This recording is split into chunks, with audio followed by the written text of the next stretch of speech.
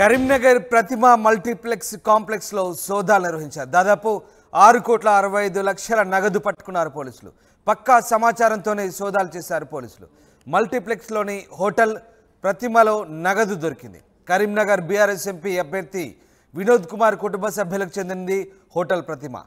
అర్ధరాత్రి నుంచి తెల్లవారుజాము వరకు సోదాలు కొనసాగాయి. దాదాపు 6,65,00,000 సీజ్ చేశారు పోలీసులు. అంత డబ్బు ఎవరిది, ఎందుకోసం తెచ్చారన్న దానిపై సస్పెన్స్ కొనసాగుతోంది.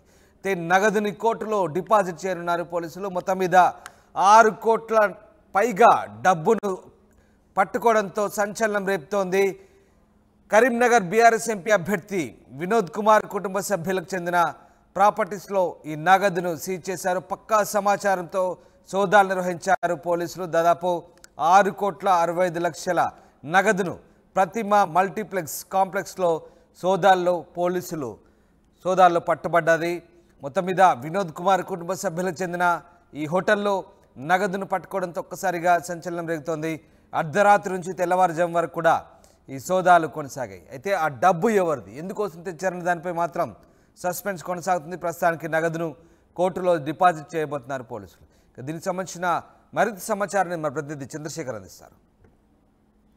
గత అర్ధరాత్రి నుంచి కూడా హైదరాబాద్ నుంచి వచ్చినటువంటి స్పెషల్ టాస్క్ ఫోర్స్ అధికారులు పోలీసులు ఇక్కడ ప్రతిమ మల్టీప్లెక్స్ లో సోదాలు నిర్వహించారు. తెల్లవారు వరకు కూడా సోదాలు నిర్వహించారు. సోదాలలో 6,65,00,000 నగదు సొమ్ము స్వాధీనం చేసుకున్నారు. కోర్టులో హాజరుపరుస్తామని చెప్పేసి స్థానిక టౌన్ ఏసీపీ నరేందర్ వివరించడం జరిగింది. అయితే ఇది మాజీ ఎంపీ బోయినపల్లి వినోద్ కుమార్ కు సంబంధించినటువంటి బంధువుల హోటల్. ఈ హోటల్లో దొరకడంతో చర్చనీయాంశంగా మారింది. ఎందుకంటే మొన్నటికి మొన్న ఈ నెల 12వ తేదీనే బీఆర్ఎస్ అధినేత మాజీ ముఖ్యమంత్రి కె చంద్రశేఖరరావు భారీ బహిరంగ సభ నిర్వహించడం జరిగింది కరీంనగర్లోని ఎస్ఆర్ఆర్ కళాశాల మైదానంలో. దీనికి సంబంధించి ఖచ్చితంగా ఈ ప్రాంతం నుంచి కరీంనగర్ లోక్సభ పరిధి నుంచి ఆయన విజయం సాధించాలి, గెలిపేయాలని చెప్పేసి పిలుపునియడం జరిగింది. అనంతరం 2 రోజుల వ్యవధిలోనే ఈ సోదాలు నిర్వహించడము, మరి అత్యంత విశ్వసనీయ సమాచారం మేరకే పోలీసులు ఇక్కడికి వచ్చి సోదాలు నిర్వహించారనేటువంటి కోణంలో బలమైనటువంటి చర్చ జరుగుతున్నటువంటి నేపథ్యం ఉంది. దీనిలో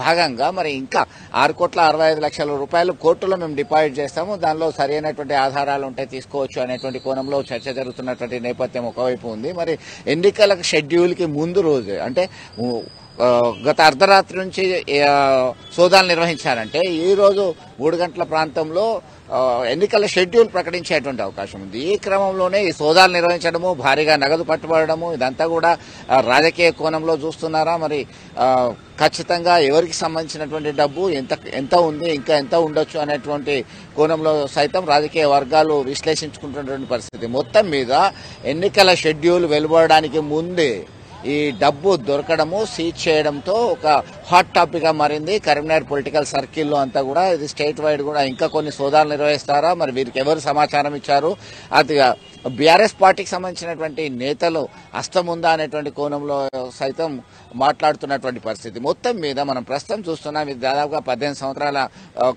కాలం అయిపోయింది ప్రతిమ మల్టీప్లెక్స్ స్టార్ట్ చేసి. దీనిలోనే ఒక హోటల్స్, రెస్టారెంట్, లాడ్జ్, అలాగే మల్టీప్లెక్స్, సినిమా థియేటర్, బర్ అండ్ రెస్టారెంట్, మార్కెట్, పలు వేదికలకు మల్టీప్లెక్స్ నిర్వహిస్తున్నారు. దీనిలో భాగంగా మరి ఏం లెక్కలు చెప్పేటువంటి అవకాశం ఉంది, ఎక్కడి నుంచి ఈ 6,65,00,000 వచ్చాయి. ఎందుకంటే ప్రతిరోజు కూడా వచ్చినటువంటి అమౌంట్ బ్యాంకులో సహజంగానే కమర్షియల్ బిజినెస్ చేస్తున్నటువంటి వాళ్ళైనా కానీ డిపాజిట్ చేయాల్సినటువంటి అవసరం ఉంటుంది. ఈ డిపాజిట్ చేస్తున్నటువంటి క్రమంలో మరి ఎక్కడి నుంచి వచ్చింది డబ్బు, ఇంత పెద్ద మొత్తము భారీగా ఎందుకు నగదు ఇక్కడ నిల్వ ఉంచారు, ఎవరికి సంబంధించినటువంటి సొత్తు అనేది మొత్తం పూర్తి వివరాలు అధికారికంగా వెల్లడించాల్సినటువంటి అవసరం ఉంది. స్థానిక పోలీస్ అధికారులు మాత్రం 6,65,00,000 రూపాయలు లభ్యమయ్యాయి. గత రాత్రి నుంచి తెల్లవారు వరకు సోదాలు నిర్వహించాము, దానిలో కోర్టులో మేము డిపాజిట్ చేస్తామనేటువంటి సమాచారం మాత్రమే అందించడం జరిగింది. ఏం జరగబోతుందో మనం వేచి చూడాల్సిందే. ఓ టు హైదరాబాద్ స్టూడియో.